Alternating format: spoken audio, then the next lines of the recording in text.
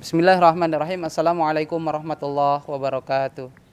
Alhamdulillahirabbil alamin wa bihi nasta'inuhu wa nastaghfiruh wa na'udzu bihi min syururi anfusina wa min sayyiati a'malina may yahdihillahu fala mudhillalah wa may yudlil fala hadiyalah.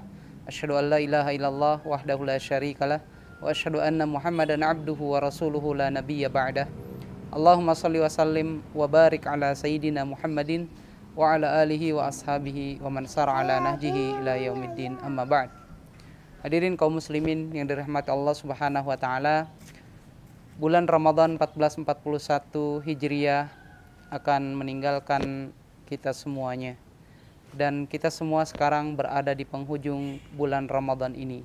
Kita berharap kepada Allah Subhanahu wa taala agar di bulan Ramadan ini dosa-dosa kita diampuni oleh Allah Subhanahu wa taala, kita diberikan keberkahan, kita diberikan rahmat oleh Allah Subhanahu wa taala, kasih sayangnya, serta kita semuanya termasuk orang-orang yang dibebaskan oleh Allah Subhanahu wa taala dari api neraka. Amin amin ya rabbal alamin.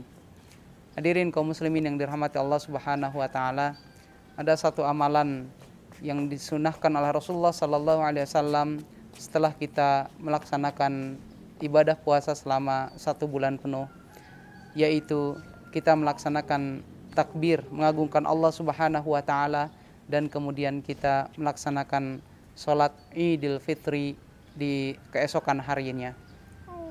Sholat Idul Fitri menjadi sebuah sunnah yang muakkadah yang dicontohkan oleh Rasulullah sallallahu alaihi wasallam, dan Rasulullah sallallahu alaihi wasallam mengajak para sahabat pada saat itu untuk melaksanakan sholat Idul Fitri di al-musalla atau di satu tempat di lapang yang sudah ditentukan oleh Rasulullah dan para sahabatnya.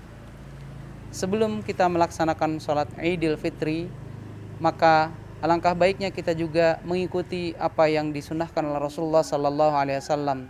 Yang pertama adalah sebelum keluar rumah kita disunahkan untuk mandi terlebih dahulu, kemudian memakai wewangian. Setelah kita mandi dan membersihkan diri serta memakai wewangian, yang kedua, sunnah Rasulullah SAW adalah makan makanan. Rasulullah mencontohkan makan beberapa biji kurma sebelum berangkat ke tempat melaksanakan sholat Idul Fitri. Yang ketiga, Rasulullah SAW melakukan takbir, ya, mengagungkan Allah Subhanahu wa taala.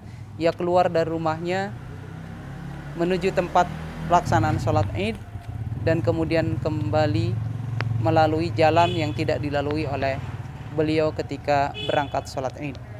Kemudian yang keempat, dalam pelaksanaan sholat Id tentunya sama seperti sholat-sholat yang lainnya, terkecuali ada tambahan 7 takbir zawaid, ya, 7 takbir di rakaat pertama selain takbiratul ihram, dan 5 takbir di rakaat kedua selain takbir al-intiqal. Kemudian apa yang dibaca oleh Rasulullah SAW dalam sholat Id? Dalam sholat Id beliau membaca surat Al-Fatihah, dan kemudian di rakaat yang pertama Rasulullah SAW membaca surat Al-A'la setelah membaca surat Al-Fatihah, dan di rakaat yang kedua beliau membaca surat Al-Ghasyiyah setelah beliau membaca surat Al-Fatihah. Setelah selesai melaksanakan sholat, beliau kemudian berdiri dan memberikan khutbatul Id kepada para jamaah. Maka dalam sebuah hadis Rasulullah SAW menyampaikan khutbah, tapi sebelum khutbah beliau menyampaikan pada para jamaah, apabila ada yang mau mendengarkan dipersilahkan untuk duduk, apabila yang mau pergi dipersilahkan untuk pergi, tidak mendengarkan khutbah. Ya. Barangkali itu tata cara pelaksanaan sholat Id yang biasa kita lakukan apabila kita berada di dalam kondisi yang normal. Akan tapi kondisi sekarang yang mengharuskan kita untuk sholat Idul Fitri di rumah, apakah sama tata pelaksanaannya, tata cara pelaksanaannya? Maka kondisi normal dan kondisi tidak normal pun dalam pelaksanaan sholat Id adalah sama, ya dipersilahkan untuk dilaksanakan sholat Idul Fitri di rumah masing-masing, bisa berjamaah antar keluarga ataupun sendiri-sendiri.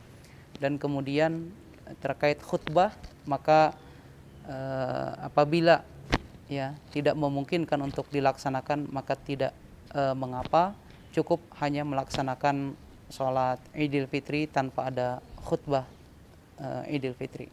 Wallahu a'lam bishawab.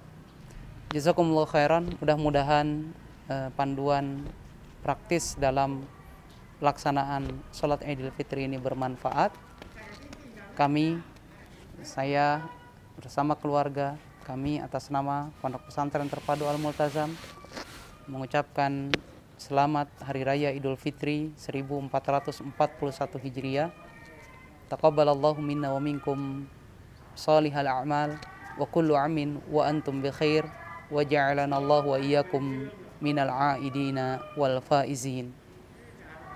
Kepada seluruh santri di rumah, seluruh wali santri, dan seluruh sivitas akademika Pondok Pesantren Terpadu Al-Multazam,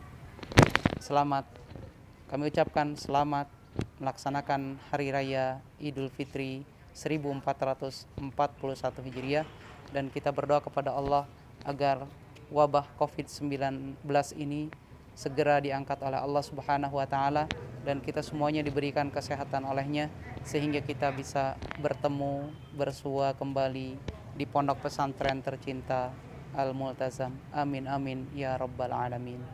Hadanallahu wa iyyakum ajma'in. Jazakumullahu khairan. Wassalamualaikum warahmatullahi wabarakatuh.